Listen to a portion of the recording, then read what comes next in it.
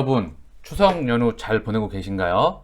제가 긴급하게 전 세계 증시의 변동성이 좀 확대가 됐어요. 이슈가 있었습니다. 긴급 점검하고 가겠습니다. 걱정하시는 분들이 많이 계실 것 같기도 하고요. 전반적으로 지금 시황을 점검해야 될 것 같아요. 제가 시황을 잘 안 하고 있긴 한데 이렇게 이슈가 있을 때는 꼭 맥을 짚고 가야 되겠죠? 이슈가 있었기 때문에 좀 살펴보고 갈게요. 다우가 1.78, 나스닥이 2.19, S&P가 1.7% 지금 크게 하락했었습니다. 차트로 한번 보고 갈게요. 자, 먼저 보면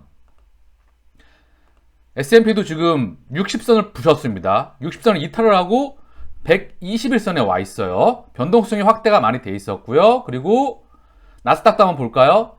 나스닥도 지금 크게 한번 이탈을 했었죠. 중요했던 건 중국 증시에서 항생 지수를 볼 필요가 있어요. 그래서 홍콩 지수인데 보게 되면 크게 낙폭이 컸었죠. 무려 저가가 4.21%까지 갔었다가 종가를 3.33 그리고 오늘 0.51 상승으로 마감을 했다. 다행이었죠. 그리고 유로스톡스도 상당히 많이 흔들렸어요. 전날 자 볼게요. 유로스톡스가 전날 2.89 저가가 2.89였고 종가가 2%대 하락을 했다. 최근에 나왔던 급락에서는 큰 폭의 하락이었습니다. 다행히 오늘 상승을 좀 하고 있다. 그쵸? 니케이도 한번 보고 갈까요? 니케이도 크게 2%대, 그쵸? 2%대 하락을 했었다. 그쵸? 그래서 전반적으로 증시의 변동성이 확대가 됐다. 그 이슈를 하나씩 살펴보면서 어떻게 될지 이 부분에 대해서 긴급하게 점검을 하고 가겠습니다. 첫 번째 이슈를 보고 갈게요. 중국 부동산 업체 헝다그룹이 파산설 이슈가 계속 나오고 있었죠. 예전부터 나왔던 이슈예요. 그래서 이게 지금 불거지고 있는데 이게 2008년도 리만 브라더스급의 그런 위기가 올 수 있다. 또는 롱텀 캐피탈, 러시아 지난번 모라토리엄 사태 때 제가 말씀드렸죠. 노벨 경제학상을 그런 수상했던 경제학자들로 구성된 세계 최고의 그런 롱텀 캐피탈이 러시아 모라토리엄 사태를 맞고 부셔지게 되죠. 그때 엄청난 변동성의 확대가 있었었는데 이런 이슈가 언급되고 있어요. 그래서 홍콩 증시가 급락했다. 아까 항생주스 같이 보셨잖아요. 그래서 도미노 우려가 있다. 전 세계에. 중국이 미국에 이어서 GDP 규모 전 세계 2위죠. 미국이 한 25%, 조금 안 되고 중국이 한 15% 정도 되고 있습니다. 그런데 실물 경제가 그 정도인데 중요한 건 금융 경제는 너무나 크다는 거죠. 실물 경제와 금융 경제는 전 세계가 다 연결되어 있다는 부분이죠. 더군다나 이렇게 유동성 장세에 의해서 전 세계가 거미줄처럼 지금 많이 연결되어 있을 때는 특히 중국에서 빵꾸가 나게 되면 지금 암이 전이되는 것처럼 급속도로 전이가 될 수 있다. 그래서 이런 부분들에 대해서 전 세계 증시가 미국, 유럽, 그리고 홍콩, 중화권, 일본 전 세계가 다 흔들렸다. 그래서 내용을 좀 살펴볼게요. 홍콩 증시가 2달 만에 1일 최대 하락폭으로 폭락했다. 중국 부동산 업체 헝다그룹의 파산설 때문이다. 3.30% 내렸죠. 항생지수가. 그리고 중국 정부의 빅테크 압박 공포가 최고치에 달했던 7월 말 이후 2달여 만에 하루 손실폭이 가장 컸다. 이날 급락은 헝다그룹의 유동성 위기 우려가 커진 데 따른 것으로 풀이된다. 그래서 만기가 지난 금융상품 투자자들의 현금 대신 부동산으로 투자금을 상환하겠다고 공지했다. 투자자들은 아파트나 상가, 오피스텔 가운데 하나를 선택해 투자금을 돌려받는다.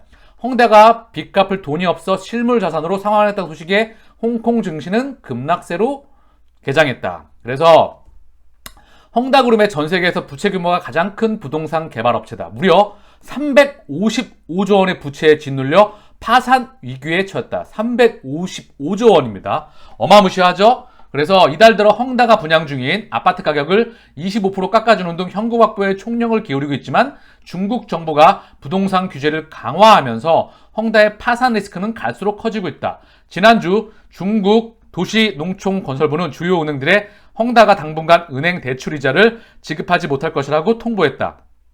그래서 은행과 보험주도 어려움을 겪고 있고 부동산발 충격이 전이될 가능성이 크기 때문이다. 그래서 이날 중국 보험 핑안보험도 5% 넘게 떨어졌다. 그래서 중요한 건 헝다그룹의 붕괴가 중국 부동산으로 인해서 부정적인 도미노 효과를 가져올 수 있을까 않을까, 이런 부분에 대해서 지금 언급이 되고 있는 부분이고요. 헝다의 대마불사, 덩치 큰 회사는 중국 정부가 놔두지 않겠죠 라는 그런 요행을 바라지 말라는 목소리도 나오고 있다. 기업은 반드시 시장 방식의 자구 능력을 갖춰야 된다며 지적했다. 뭐 이런 말이 나오고 있는데, 자, 좀 언급을 좀 드릴게요. 이 첫 번째에 대해서. 이 부분은 예전부터 이야기가 계속 나왔던 부분이에요. 그래서 지금 이게 만약 실제로 도미노처럼 퍼져나갔다, 중국 정부가 대응을 잘못하게 되면 그럴 수도 있겠죠. 그러나 중국 정부가 진짜 도미노처럼 퍼지게 되면 정권 교체가 될 수가 있습니다. 그래서 중국 정부가 가장 우려하는 성장률에 대한 포기, 그러면 시진핑이 집권이 다시 안 될 수가 있다는 거죠. 그러면 정말 아비규환 사태가 일어날 거라 봅니다. 중요했던 건 이 부분은 계속해서 예전부터 헝다그룹에 대한 유동성 위기는 언급이 되어 왔다. 그래서 중국 정부가 어느 정도 이 부분에 대해서 준비는 하고 있을 것으로 보인다. 뭐 배드뱅크를 만든들지 또는 차기적으로 파산, 이런 부분에 대해서 준비가 되어 있는 부분이든지 그 절차와 규모와 속도와 대해서 지금 차분하게 준비를 하고 있지 않을까라는 생각이 들고요. 만약에 이게 100%가 아닐 수도 있겠죠. 중국 정부가 대응을 잘못하겠다 그러면 실제로 뻗어나갈 수가 있겠죠. 그러나 그럴 확률은 크지 않다고 보고 있다라고 보고 있습니다. 왜? 예전부터 헝다그룹에 대한 부동산에 대한 부분은 언급이 되어 왔기 때문에 충분히 중국의 정부가 어느 정도 준비를 하고 있지 않을까, 이런 생각을 합니다. 허나 가능성은 열어야 필요가 있겠죠. 첫 번째, 이 부분이 전 세계의 증시의 리스크를 확대했던 부분입니다. 자, 시황을 볼 때는 시장 지표를 같이 봐야 되겠죠. 메인 타이틀, 이슈도 중요하지만 그 이면에 지표를 살펴보면서 이게 시장에 어떤 파급을 미칠까, 그런 부분들을 살펴봐야 될 수가 있겠죠. 왜냐하면 이런 이슈가 닥치면 우리 머릿속에는 공포가 자리 잡습니다. 그러면 안 좋은 것들만 계속 보이게 되거든요. 그래서 이런 부분들에 대해서 머리를 차분히 한 다음에 하나씩 지표를 살펴볼 필요가 있겠죠. 그래서 자, 미국 달러를 한번 보고 올게요. 만약에 이런 진짜 헝다그룹에 대해서 파산설이 나온다 그러면 달러가 초강서여야 되거든요. 그런데 93.25, 생각보다 그렇게 많이 튀지 않았어요. 원달러인들이 1184원인데 달러 인덱스가 생각보다 그렇게 튀지 않았다. 그리고 중국 위안화도 엄청나게 튀어야 되거든요. 그러나 생각보다 그렇게 튀지 않았다. 그리고 유가가 70%예요. 유가가 더 크게 폭락을 했어야 됩니다. 물론 비트코인은 좀 많이 빠졌어요. 원래 비트코인은 변동폭이 크죠. 뭐 지금 위험자산에서 안전자산으로 지금 자금이 옮겨간다. 그래서 증시에서 지금 증시가 폭락을 했고, 그리고 금값이나 채권 가격이 강세를 보이고 채권 금리가 하향에 있고 위안화가 약세이고 달러가 강세였다. 허나 그 상승폭이 그렇게 크지 않았다. 그 부분을 언급드리는 거예요. 달러가 강했지만 이 이슈에 비해서 진짜 헝다가 그런 이슈로 확장되는 그런 위기가 온다, 그런 부분이 왔다고 한다면 달러가 정말 초강세였을 것이다. 그리고 유가는 폭락을 했을 것이다. 예전에 유가 폭락 사태가 한 번 있었죠. 2020년 코로나 3월 사태 때 유가가 완전히 폭락을 했던 데가 있었죠. 그리고 비트코인이 하루 반토막이 났던 적이 있었습니다. 그런 이슈가 나올 텐데 그런 부분들은 확인이 되고 있지 않다. 그래서 중국 정부의 대응이 중요하다 라고 보면 될 것 같아요. 시장 지표로서는 그렇게 흔들리지 않고 있다. 그래서 앞으로 며칠 더 지켜봐야 됩니다. 자, 그리고 10년물 국채를 금리를 보고 갈까요? 10년물 국채 금리가 많이 떨어져야 되거든요. 지금 1.336이에요. 그래서 2.06 상승했는데 이 상승폭이 미국 국채 금리, 그러니까 국채 금리가 많이 떨어져야 돼요. 근데 그럼 국채 금리가 지난번에 한번 언급드렸잖아요. 국채에 자금이 몰리게 되면 금리는 떨어집니다. 국채 가격은 올라가고. 그런데 지금 국채 금리는 하향 안정해야 되는데 1.333이다. 뭐냐? 그렇게 미국 국채가 매우 초강세가 아니었다. 위험 자산에서 안전자산으로 오는 폭이 그렇게 크지 않았다라고 보고 있는 부분입니다. 그래서 언론에서 막 지금 두 가지 이슈가 더 있었거든요. 자넷 옐런 재무장관과 그리고 미국의 테이퍼링과 금리 인상 이슈, 이 두 가지, 그리고 미국 부채 한도 협상, 이 부분에 이슈가 있었던데 정말 데미지가 컸다고 한다면 달러의 초강세, 미국 국채 10년의 초강세, 그건 국채 금리에 많은 급락이 나왔어야 돼요. 그리고 유가의 폭락, 그리고 위안화의 급락, 초급락이 나왔어야 되는데 이런 부분들에서는 그런 부분들이 보이지 않았다. 고로 앞으로 조금 더 지켜봐야 되며 그렇게까지 파장되기에는 쉽지 않아 보인다. 왜? 헝다는 어느 정도 준비가 됐다고 보고요. 자, 그럼 두 번째와 세 번째 이슈를 살펴보겠습니다. 또 한 가지 이슈가 있었죠. 옐런 재무장관, 전 FDA 의장이죠.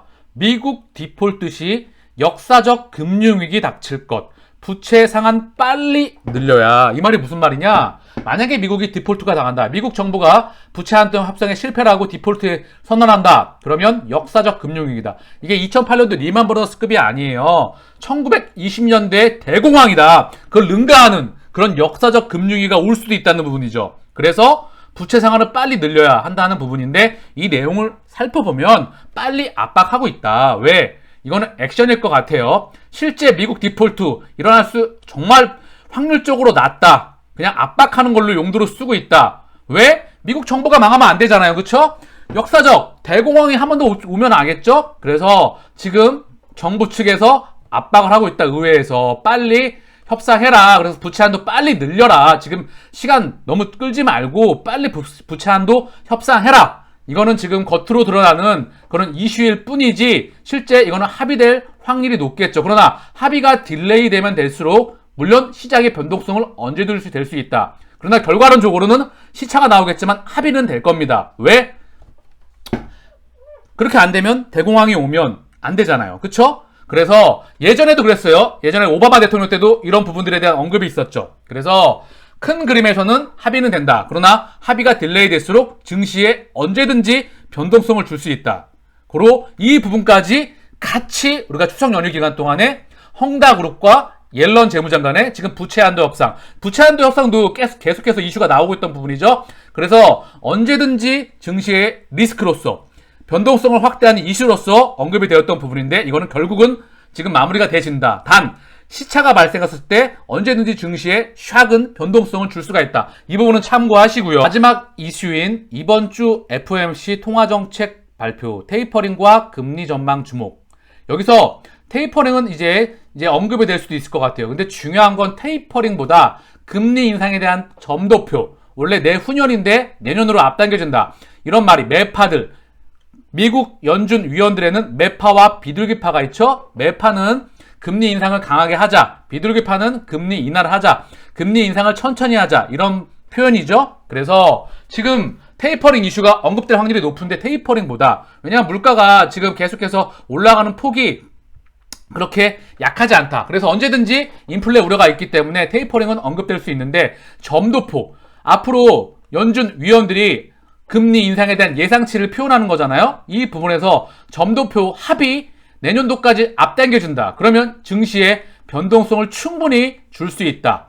라고 말씀드릴 수 있겠습니다. 그래서 FOMC까지 같이 곁들여서 증시의 변동성이 확대가 되었다. 라고 보면 될 것 같아요. 자, 그럼 크게 한번 그림을 그려볼까요? 미국이 지금 2020년도 3월 달에 코로나 사태 이후에 어마무시한 통화정책과 재정정책을 펼쳤죠. 그래서 만약에 통화정책과 엄청난 재정정책이 없다고 하면 미국은 어마무시한 디플레이션에 빠졌을 거예요. 그래서 지금 증시가 이렇게 폭락했을 때 어마무시한 재정과 통화정책을 펼치면서 바로 회복을 했죠. 그래서 지금 테이퍼링을 하더라도 항상 말씀드렸죠. 예전에 2008년도에 4조 5천억 달러를 하고 그리고 양적 완화 축소를 했다. 그러나 그 부분을 많이 못 줄이고 다시 확대를 했다. 7조 달러 이상 다시 그 자산을 축소한다. 그러나 많이 못 줄일 수밖에 없다. 왜? 지금은 2008년도 이전과 이후와는 다른 시대이다. 그래서 양적 완화는 진행할 수 있겠지만 내년도 어느 시점에 종료가 될 확률이 높다라고 시장에서 보는 부분이고요. 금리도 올리겠죠.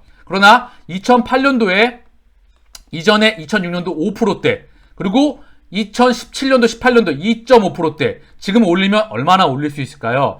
경제 펀더멘탈이 마약을 투여하고 통화 제로금리와 양적 완화 정책에 힘입어서 끊임없이 유동성 장세에 의해서 성장해 왔기 때문에 금리를 많이 올릴 수가 없습니다. 그래서 금리 상단이 그리 높지 않다. 그래서 지금 부채를 떠안고 가는 시대다라고 언급을 드렸죠. 그래서 언제든지 변동성 이슈는 충분히 줄 수 있습니다. 허나 큰 그림에서 좀 지켜볼 필요가 있다고 볼 필요가 있겠죠? 정리할게요. 미국 연준 FOMC는 테이퍼링 언급될 확률이 높죠. 그런데 테이퍼링보다 점도표에 주목을 해야 된다. 왜냐하면 예상하지 않았어서 테이퍼링은 어느 정도 예상이 됐던 부분인데 중요한 건 이 금리 점도표가 연준 위원들이 2023년도에 있던 금리 인상 전망을 2022년도로 땡긴다. 그러면 긴축 속도가 빨라진다는 시장에 시그널을 줄 수가 있기 때문에 예상치 않았던 부분이다. 그래서 그 증시의 변동성이 하나가 추가가 될 수가 있다라고 보면 될 것 같아요. 그래서 우리가 체크해야 될 점은 점도표가 어떻게 되는지 체크해야 될 것 같아요. 자, 지금 증시 상황을 한번 보고 올까요? 유로스톡스가 1.31 상승하고 있어요. 다행히 상승을 하고 있고요.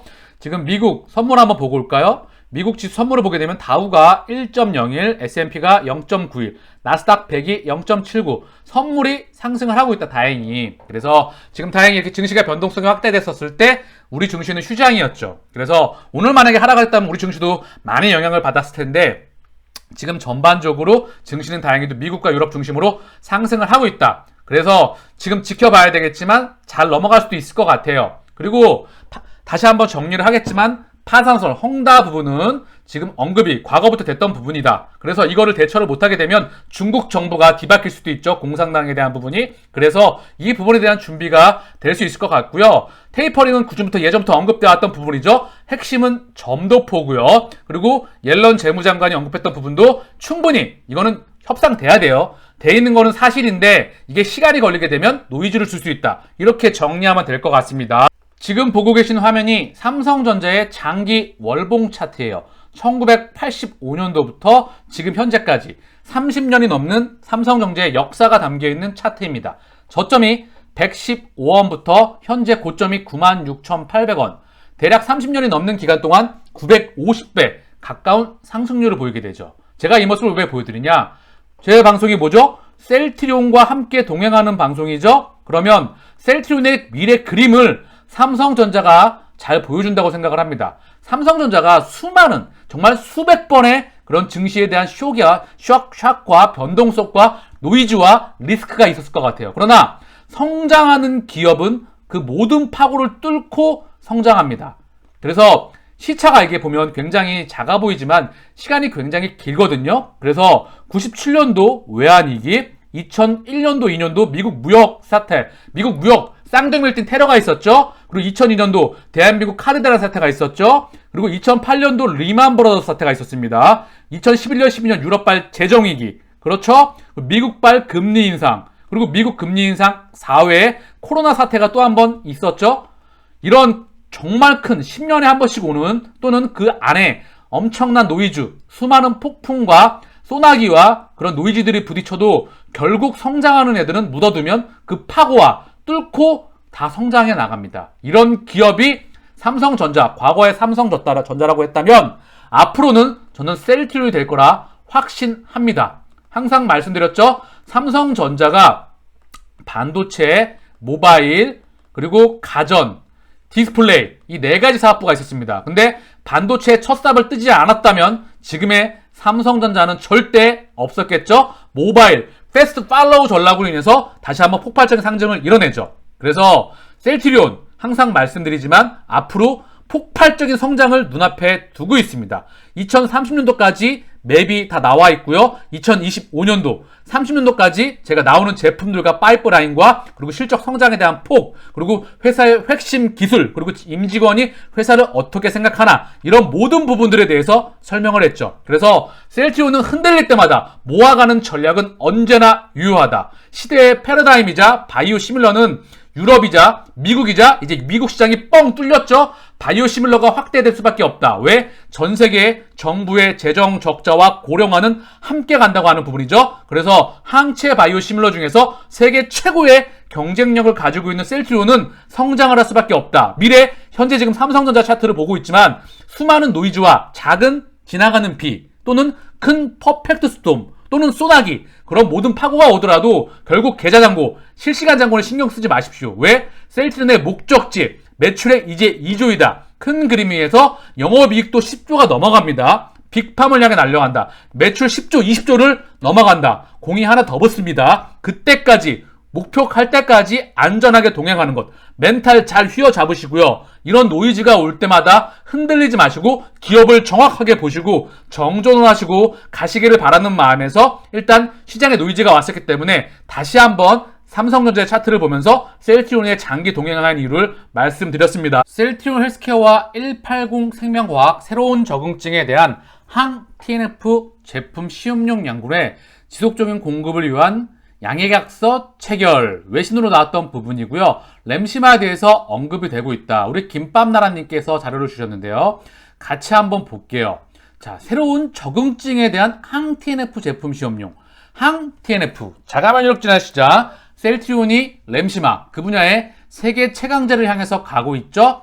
예상되는 글로벌 계약에 3명의 안티 TNF 제품 후보 포함. 그래서 내용을 좀 보니까요. 새로운 적응증, 상당한 미충족 의학적 요구가 있는 새로운 적응증에 대한 항 TNF 제품의 지속적인 개발에 사용되는 바이오시밀러 약물 공급을 위한 양해각서를 체결을 했다라는 내용이에요. 그래서 염증성 질환, 섬유증, 통증에 대한 충독되지 않은 요구를 충족시키는 신약 개발에 중점을 둔 임상 단계의 생명공학 회사라고 오늘 발표를 했다. 180 라이프 사이언스라는 회사를 언급하는 부분이겠죠? 그래서 적응증에 대해서 확대가 될 수가 있다. 이런 부분을 언급하는 것 같고요. 한국의 대상이 뭐냐 하면 휴미라가 전 세계 의약품 가장 큰 시장을 가지고 있죠. 미국 20조, 21조, 유럽 4.5조, 대략 전 세계 24.5조에서 5조 시장을 형성하고 있는데 그 이유가 적응증 5개, 6개에서 15개까지 맞나요? 15개까지 확장하는 적응증 하나하나가 시장 규모를 나타난다. 여기에 피하 주사 제형으로 개발을 했기 때문에 전 세계 가장 큰 바이오 의약품 시장 규모를 가지고 있다고 생각을 합니다. 그래서 램시마도 적응증, 지금 뭐 RA, 루마티스 관절염, 그리고 뭐 강직성 척추염, 그리고 궤양성 대장염, 기타 등등 적응증을 확보를 했는데 여기에 추가적으로 적응증을 확보한다고 한다면 하나의 시장 규모가 정말 커질 수 있겠죠. 램시마도 지속적으로 성장을 하고 있는데 중요한 건 램시마 SC, 이게 신약으로 출시가 되기 때문에 다시 한번 글로벌 블록버스터로서 충분한 기대를 하고 있다는 부분이고요. 그리고 얘네 회사가 조금 더 대단한 회사였던 것 같아요. 같이 한번 내용을 조금 더 내용을 조금만 더 볼게요.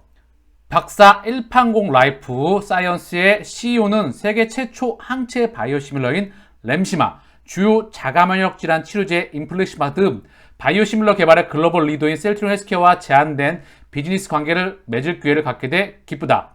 류마티스 관절염 및 궤양성 대장염으로 전 세계 바이오시밀러를 개발할 수 있는 셀트리온 헬스케어의 능력은 항 TNF 요법을 새로운 적응증으로 확장하려는 180 라이프 사이언스에 자연스럽게 부합합니다. 우리는 가까운 시일 내에 구속력 있는 의향소에서 우리의 합의를 기념할 것으로 기대합니다. 그래서 램시마 SC, 램시마 적응증 6개를 현재 갖고 있는데 여기서 추가적으로 적응증의 확장이 가능한지 이런 부분을 언급하는 것 같아요. 그래서 램시마 SC, 램시마 적응증 하나하나 확대가 될 때마다 시장 규모가 더 커져 나갈 수가 있겠죠.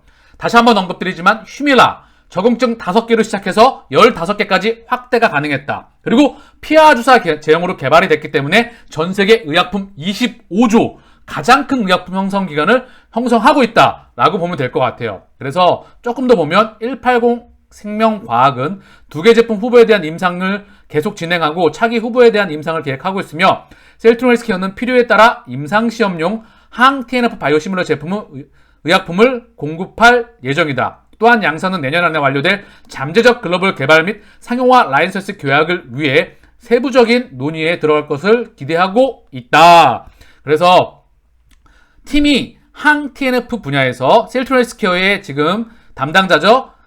커미셜 디렉터 담당자가 팀이 항 TNF 분야에서 풍부한 경험을 갖고 있기 때문에 180 라이프 사이언스에 협력하게 되어 매우 기쁩니다. 우리는 함께 이 새로운 적응증에서 환자의 잠재적 결과를 다룰 수 있다고 믿으며 가능한 독점 가능성에 대해 흥분하고 있습니다. 라고 지금 언급되고 있다는 부분이에요. 램시마, 세계 최초의 항체 바이오시밀러이자 자가면역 질환 시장 중에서 램시마 SC 하나만 갖고도 우리가 장기적으로 목표 10조를 갖고 있다라고 말씀을 드렸죠.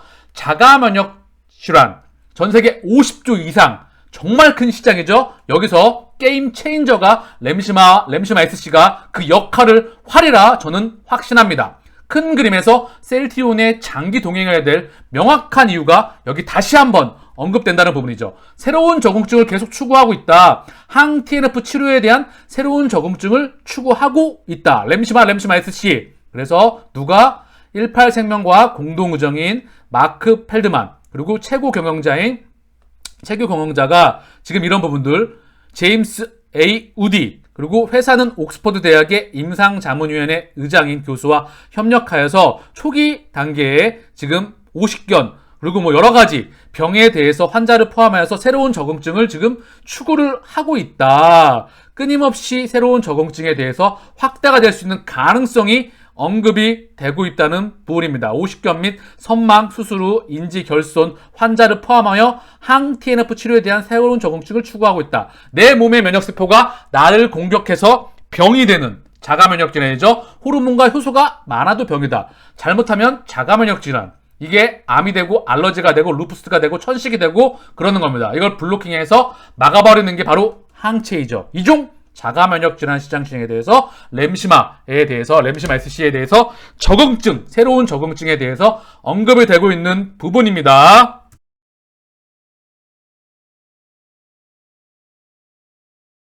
조금만 더 볼게요. 듀피트렌병, 오십견 및 선망 수술 후 인지결손 환자, 이 세 가지 적응증, 듀피트렌병, 이게 보니까 손가락이 굽어져가지고 펴지지 않는 그런 병이에요. 그래서 손바닥 근막이 두꺼워지고 짧아져서 딱딱한 결절 형체를 잃게 되어 해당 부위 손가락 관절에 구축이 발생하게 된다. 사진상에서 보시게 되지만 이게 굽어져서 펴지지가 않는다는 거죠. 그래서 이런 자가 면역 질환, 자, 그리고 선망, 그리고 오십견, 이런 병에 대해서 새로운 적응증에 대한 부분이 지금 진행이 되고 있다.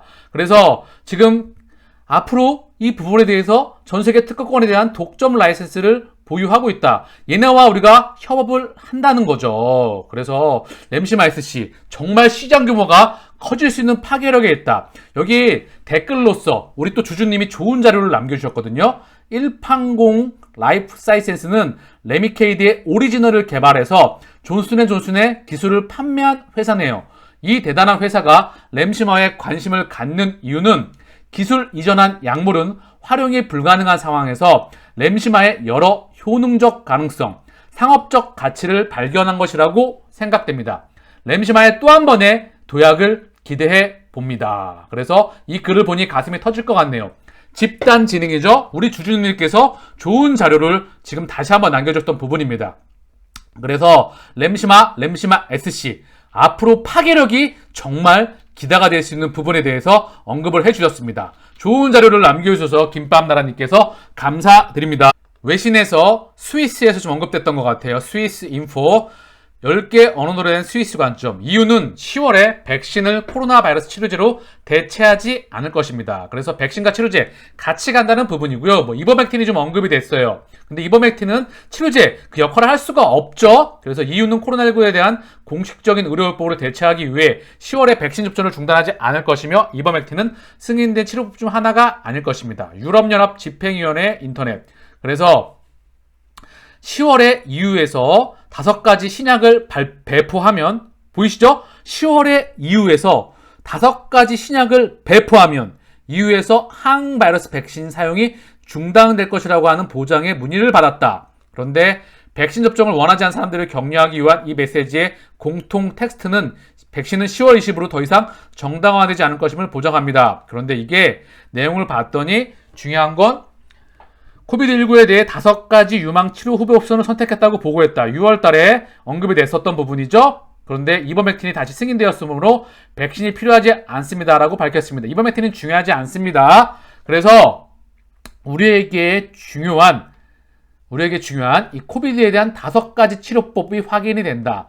10월에 승인될 수 있는 코로나 바이러스에 대한 5가지 가능한 치료법을 확인했다고 발표하는 것으로 제한된다. 이게 바로 4가지 단일 클론 항체 치료제. 그쵸? 자, 리제네론, 셀트리온, 그리고 GSK 비어, 그리고 릴리. 그리고 자, 릴리의 바리스트립.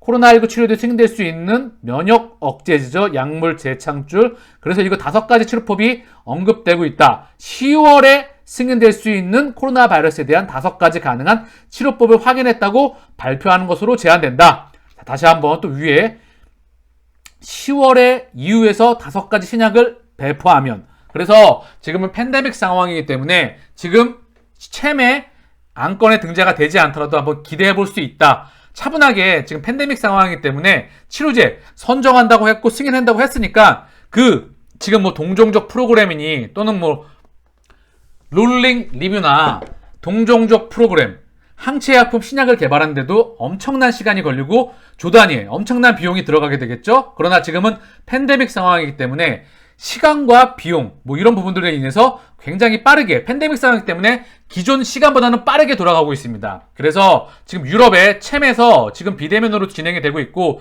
굉장히 정상적인 부분과는 다릅니다. 그래서 챔에 지금 애니아덜 안건이 등재가 됐지만 충분히 10월달 치료제 선정한다고 했잖아요. 승인한다고 했으니까 이 부분에 대해서 우리가 차분히 기대를 가지고 지켜볼 만하다라고 해서 지금 자료가 언급되고 있는 것 같은데요.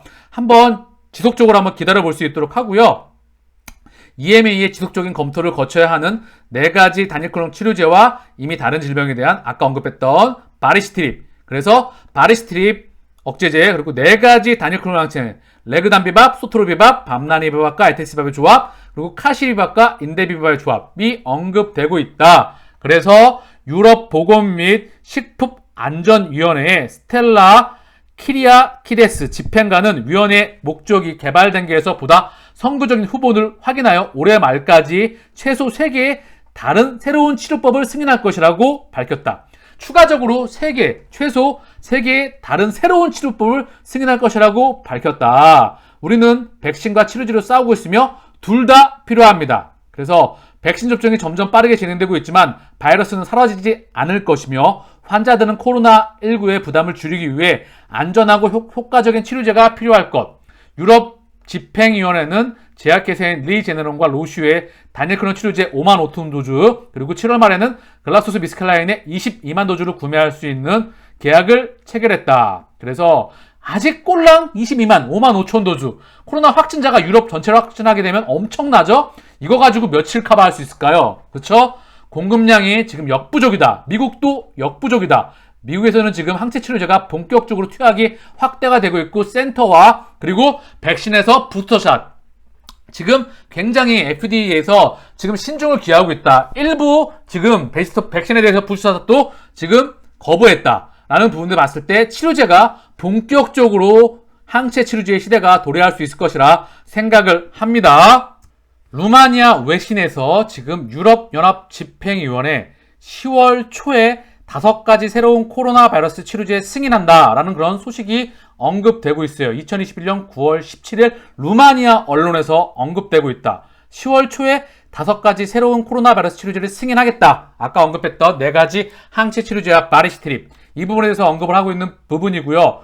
유럽의약청이 10월 초까지 병원에서 유망한 치료법을 사용할 수 있도록 하기 위해 여러 가지 코로나 바이러스 치료기기를 검토하고 있다. 유럽연합집행위원회에서 발표한 성명이 나왔다. 그래서 10월 초에 5가지 새로운 치료제를 승인하겠다라는 부분이 나오고 있는 부분이다. 그래서 10월 초에 충분히 기대해 볼 수가 있겠죠.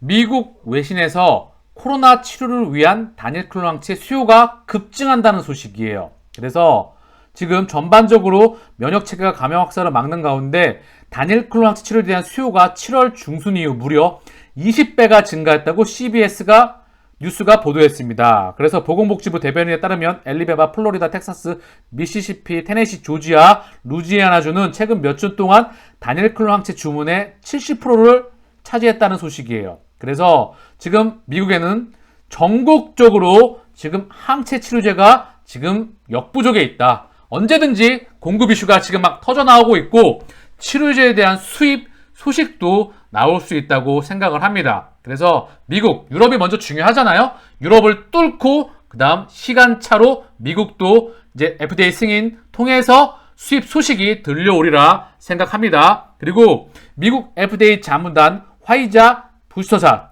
고령자, 중증자에게만, 그렇다고 한다면 결국 부스터샷도 백신에 대해서 계속 추가적으로 백신을 맞는 사람도 고령자와 중증 환자, 중증자에게만 백신을 투여한다. 그래서 이런 부분이 언급된다고 한다면 결국 치료제가 본격적으로 도래할 수밖에 없다. 이제 백신을 뿌릴 만큼 뿌렸다.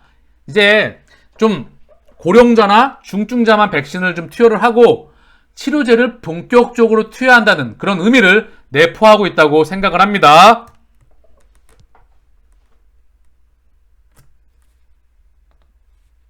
자, 일본 외신에서 언급되고 있는 부분이에요. 재팬 타임스. 오사카 환자에게 일본 최초 가정용 항체 칵테일 치료제 제공했다는 소식이죠.